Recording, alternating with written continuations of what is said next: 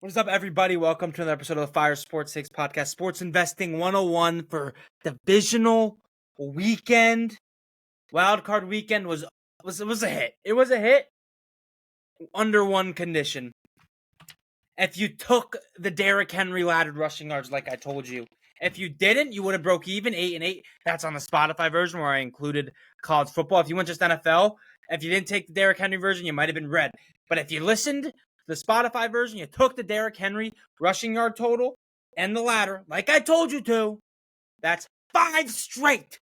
I repeat, 5 straight. Green Sundays, green Sports Investing 101 episodes, courtesy of yours truly, Fire Sports Takes. If you're listening to this and you don't follow the Instagram, make sure you do at Fire Sports Takes. Show some love. If you enjoy the content, share it with a friend. But let's dive right into the Divisional recap. Enough messing around. We have an absolute thriller. There's so many plays. That's what I'm trying to say. So many plays that I love this weekend. 26. I have 26 bets in 4 games. 26 bets in 4 games. I'm really bad at math. I'm trying to calculate how many bets per game on an average basis that is. 6.5 bets per game on average. I may have a problem. And I'm just addicted to making money off of the sports books. Off Vegas's worst nightmare right here. Chronological order. Chiefs, Texans. People are too quick to forget what Patrick Mahomes and this Chiefs team does in the postseason. He's never not made it to the AFC Championship game as a starter. And as good as the Texans defense looked last week, Justin Herbert played like shit. You better believe you're not going to see that out of your boy Patrick Mahomes. Take the Chiefs minus 8.5. The Texans have allowed the 3rd most passing touchdowns in the NFL all season long. Andy Reid, one of the greatest offensive minds ever, on over 2.5 weeks, more than that, maybe close to 3 weeks to prepare, with the best quarterback of all time, Patrick Mahomes. You don't think he's going to have something up his sleeve drawn up. You don't think this offense is about to burst onto the scene. Patrick Mahomes, 3 touchdowns at plus 240 against the team that gave up the 3rd most passing touchdowns all regular season long. Lock that in. Absolutely. Patrick Mahomes in the playoffs. This happens. The other player in the Chiefs-Texans game that we're going to focus in on is Xavier Worthy. Over the last 3 games of the season that Xavier Worthy played in, he saw 9 targets, 11 targets, and 11 targets. They did a similar thing with Rashee Rice a year ago. Started ramping up his usage in the offense towards the back half of the season. They're doing a similar thing with Xavier Worthy, who's an absolute burner.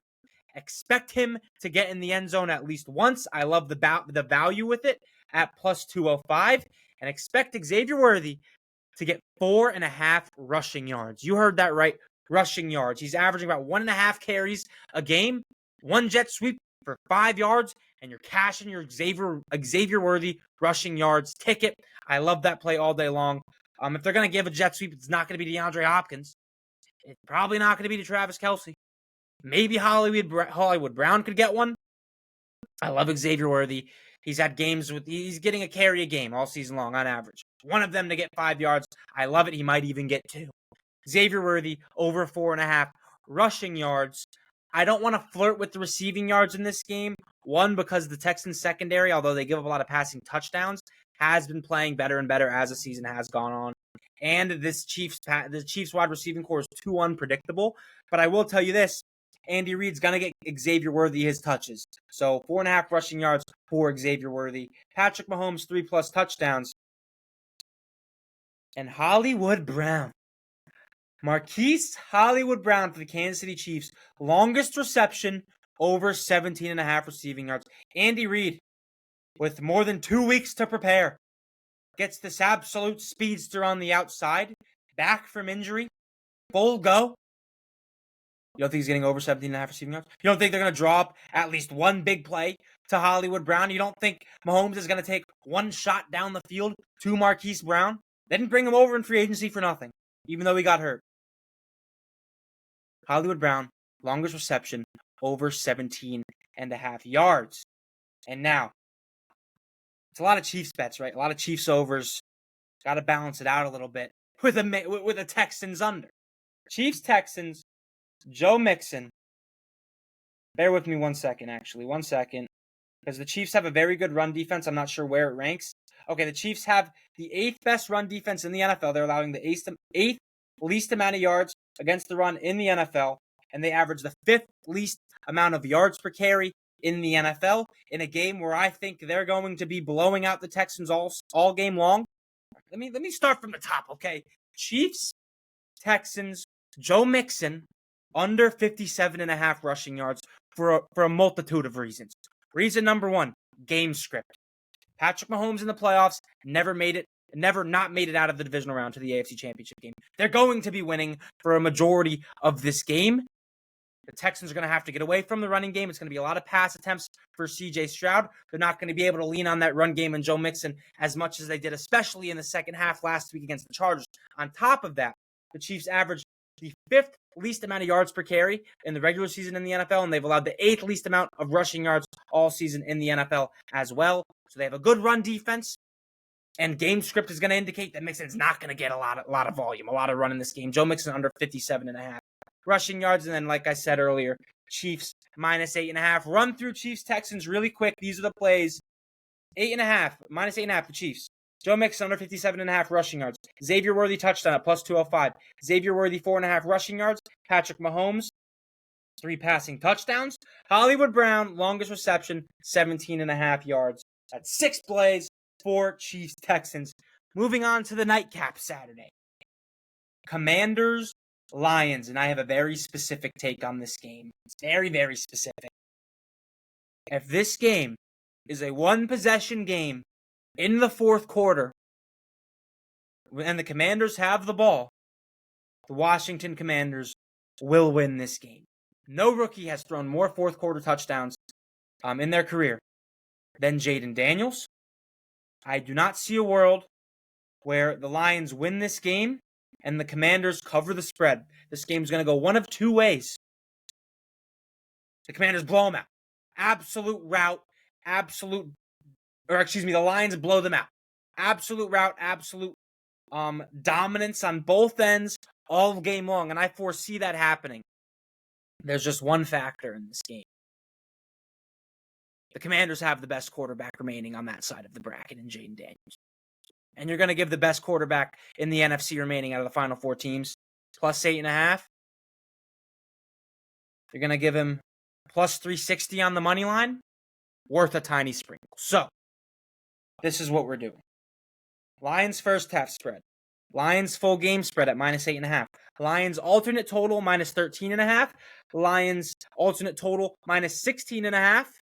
And then Commanders money line, because I don't see a world where this is a one possession game and the Commanders and the Commanders don't win. And I don't see a world where. Let me back up. Pause. My time.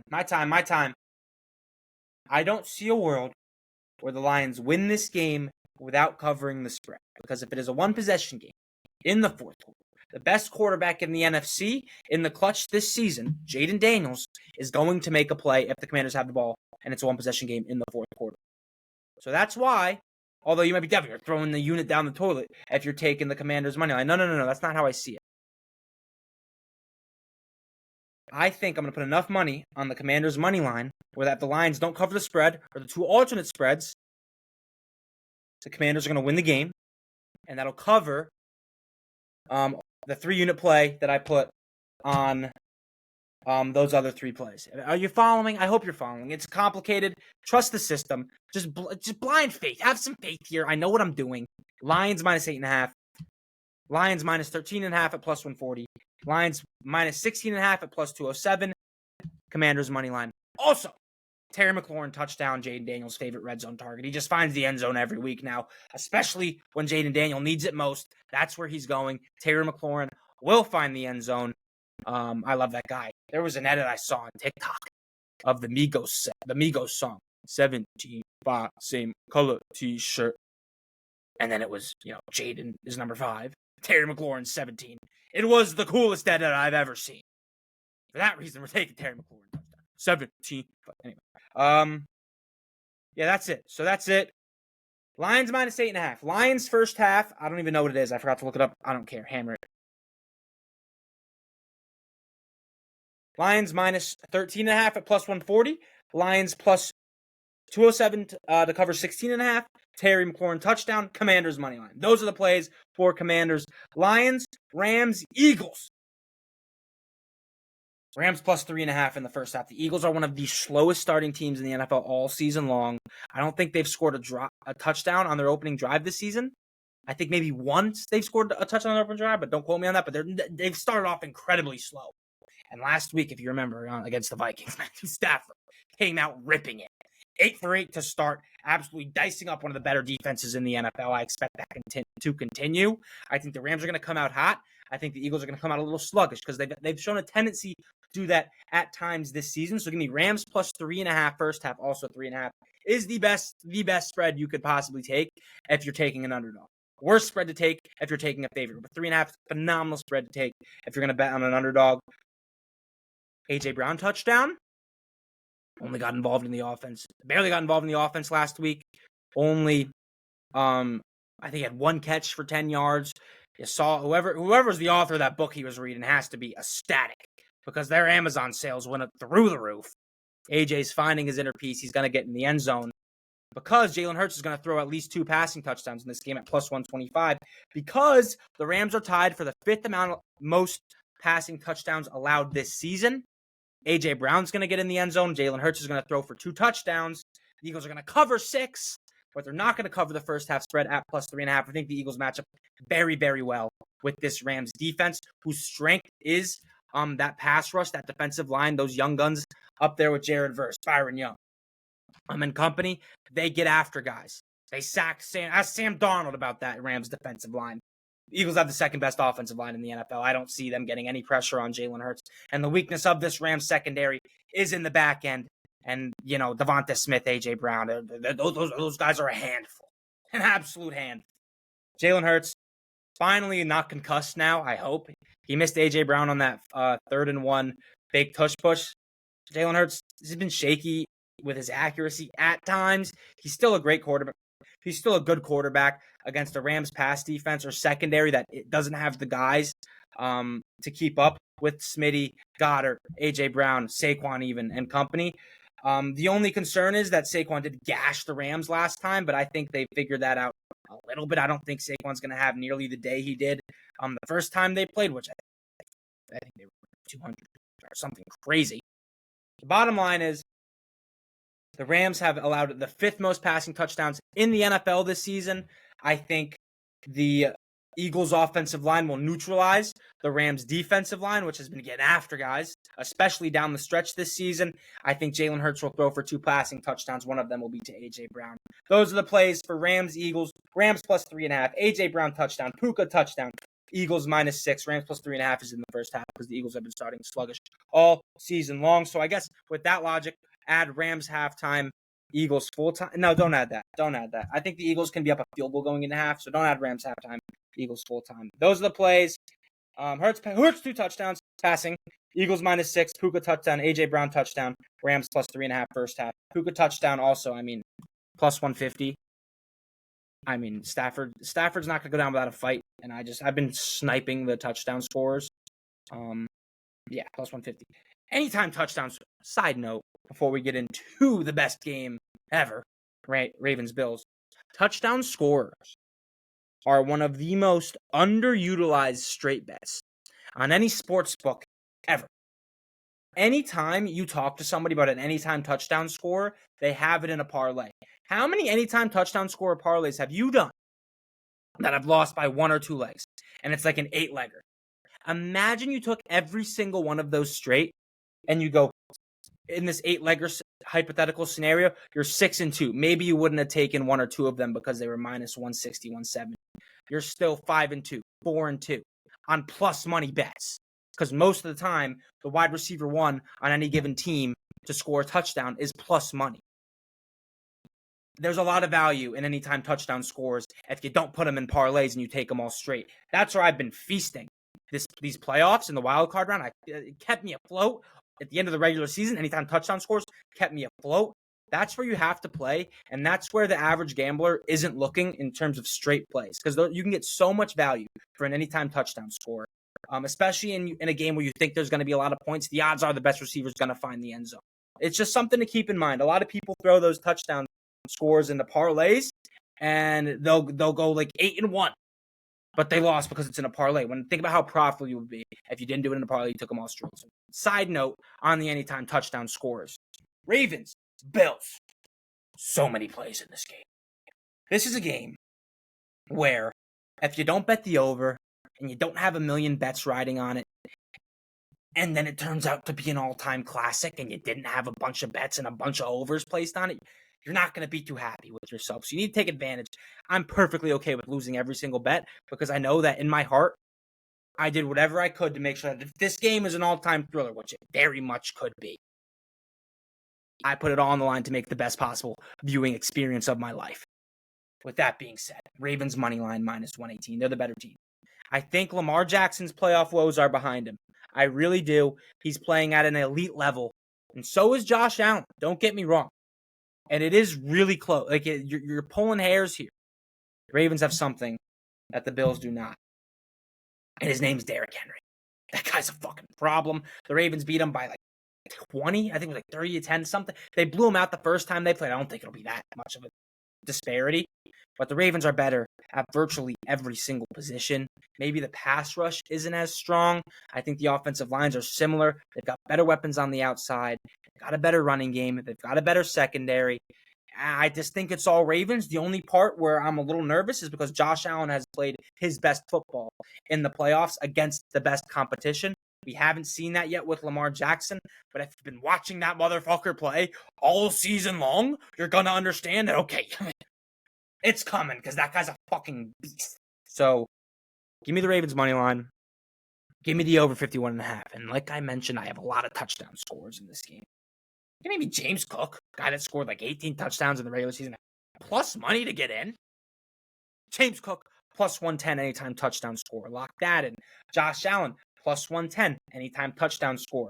Lock that in. Mark Andrews, plus 170 anytime touchdown score. Lock that in. Rashad Bateman, plus 150 anytime touchdown score. Lock that in. Lamar Jackson, 2 passing touchdowns. Lock that in. Oh, and did I mention I like the over? If you couldn't tell, I like the over 51.5. Points will be scored in this game. It's going to be a nice, crisp day in Buffalo. Both these guys have produced in the cold. Both these guys are able to play in the cold. The Ravens have one of the worst passing defenses in the NFL in the regular season. They have the second most passing yards in the NFL in the regular season. Josh Allen's going to throw for over 239.5 passing yards because this is going to be an absolute QB duel for the ages. They're going to be going back and forth. And on the receiving end of at least 25 of those passing yards will be Keon Coleman. The weakness of this Ravens secondary is the guys on the outside. Nate Wiggins, who I was very fond of coming out. Started off shaky. He's coming to his own. He's a solid guy out there. Marlon Humphrey in the slot, solid. Brandon Stevens, not very good. The weakness on this Ravens defense, and albeit, like, I say that it's their weakness, their secondary, their corners, probably top 15 unit in the NFL. This team just doesn't have a lot of holes, but their weaknesses are the corners. I think Keon Coleman, he gets targeted deep. He has a high A-dot. He's a good jump ball guy, great hands, great body control, tremendous athlete. He can get up there with the best of them. He's got ups. Keon Coleman's going to moss a motherfucker in this game, and he's going to have a longest reception of over 15.5 yards. Ridiculously low for a deep threat guy like Coleman, who's underrated after the catch as well. He can fucking run through a motherfucker's face if need be. So longest reception over 15.5 for Keon Coleman. I think he gets over 25 plus receiving yards. Khalil Shakir, I just think it's the best value of all the Bills receivers. I really do. Khalil Shakir to have 50 yards, like Amari Cooper there. Curtis Samuel had a good day, had a good yardage game against the Broncos. They have so many different options. I think 25 yards for Keon Coleman's the best value at -115. Lamar, 2 passing tutties. Josh over 239.5 passing yards. And I think that's I think I said everything. Let's run through Ravens Bills one more time. Ravens money line over 51.5. Allen touchdown +110. James Cook touchdown +110. Rashad Bateman touchdown +150. Mark Andrews touchdown +170. Josh Allen 50 plus rushing yards as well. Pretty self-explanatory. Pretty self-explanatory. Keon Coleman 25 plus receiving yards. Keon Coleman, longest reception of over 15.5 receiving yards. Lamar Jackson, 2 passing touchdowns. Josh Allen, over 239.5 passing yards. 10 plays for Ravens-Bills. If you made it this far and you're not following the Instagram, what are you doing? Fire Sports Takes. TikTok might be banned. Make sure you like, follow, subscribe. Do all the stuff that I'm supposed to tell you to do to grow this channel and this organization and this whatever we got going on here with Fire Sports Takes. Look at me very closely when I tell you these are the plays for divisional round weekend. We have 26 of them. I may have a problem. I take that back. You have a problem because you're not tailing these. Free winners. If DraftKings and FanDuel could ban me, they would.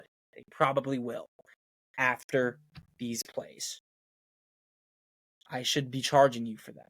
These should not be free for the public, but they are. And luckily you're watching. 26 plays for divisional round weekend. From the top, Chiefs, Texans, Chiefs minus 8.5. Joe Mixon, under 57.5 rushing yards. Xavier Worthy, touchdown. Xavier Worthy, over 4.5 rushing yards.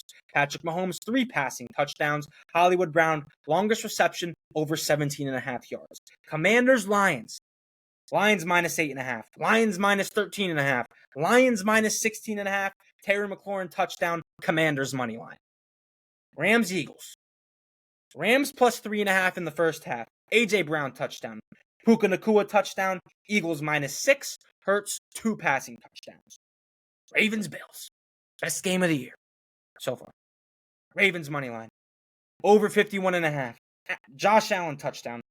James Cook, touchdown. Rashad Bateman, touchdown. Mark Andrews, touchdown. Josh Allen, 50-plus rushing yards. Keon Coleman, 25-plus receiving yards. Keon Coleman, longest reception, over 15.5. Lamar, 2 passing touchdowns. Josh Allen, over 239.5 passing yards. Those are the plays. If you made it this far, follow if you're listening on Spotify. If you're not listening on Spotify, If you're listening on Spotify, go subscribe to the YouTube. If you're listening on the YouTube, subscribe to the YouTube. Go follow Spotify, Fire Sports Takes. Get notified when I drop new episodes. Go follow TikTok, go follow Instagram. If I win all these bets, you better tell a friend about it. And lastly, my belly button's not pierced yet, but we are loading. Turns out it costs a good amount of money not a good amount. It costs a few units. Let's just say that. I don't want to give my units away because people unit shame. And I'm not a unit shamer. We've all been there with the flip dollar. And for some of us, that's all we had. Never unit shame, number 1. Number 2, it's new punishment on the line this week, and I'm not going to give it up yet. So if you want to see what the punishment will be, make sure you go and follow Fire Sports Takes on Instagram and TikTok, which might be banned soon. But anyway, thank you everybody for watching. Like, subscribe, follow, tell a friend. Those are the plays happening in divisional round. Football is the end is near for the NFL season. So just cherish this Saturday, cherish this Sunday. We have 3 games left. Make sure you cherish them. Make sure you drink a beer with a buddy. Make sure you spend time with your football family and watch these games and have a splendid time. Thank you, everybody, for listening. Catch you on the next episode of Sports Investing 101. Like, follow, subscribe, all of it. Follow on Instagram. They're going to ban TikTok. But thank you, everybody, for listening.